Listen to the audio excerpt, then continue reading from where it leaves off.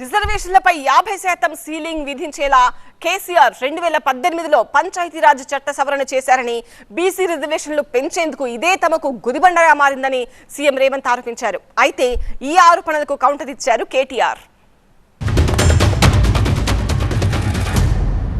2018లో చంద్రశేఖరరావు గారు తీసుకొచ్చిన పంచాయతీరాజ్ యాక్ట్ గంగుల కమలాకర్ గారు బీసీ మంత్రిగా ఉండుకుంటూ తెచ్చిన చట్టం ఏంటంటే 50% పరిమితికి లోబడి మాత్రమే ఎన్నికలను నిర్వహించాలి. 50% రిజర్వేషన్ల పరిమితికి లోబడి పంచాయతీరాజ్లో కానీ 2019లో తెచ్చిన మున్సిపల్ యాక్ట్ ప్రకారం కానీ 50% పరిమితికి లోబడి రిజర్వేషన్లు ఇవ్వాలని చట్టాలను తీసుకొచ్చింది. ఒకటి గంగుల కమలాకర్ గారు, రెండో మున్సిపల్ చట్టం తీసుకొచ్చింది వారి యజమాని కిరణ్ కుమార్ రెడ్డి గారు ముఖ్యమంత్రిగా ఉన్నప్పుడు ఆ రోజు ఈ చట్టం ఏదైతే ఉందో ఉమ్మడి ఆంధ్రప్రదేశ్లో పంచాయతీరాజ్ చట్టం కానీ మున్సిపల్ చట్టం కానీ వారు తెచ్చారు అధ్యక్ష.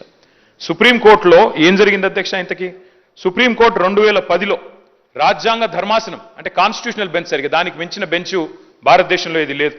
రాజ్యాంగ ధర్మాసనం ఆ రోజు ఒక తీర్పిచ్చింది అధ్యక్ష. 50% సీలింగ్ ఇది కేసీఆర్ గారో తెలంగాణ ప్రభుత్వమో బీఆర్ఎస్ పార్టీయో పెట్టింది కాదు అధ్యక్ష.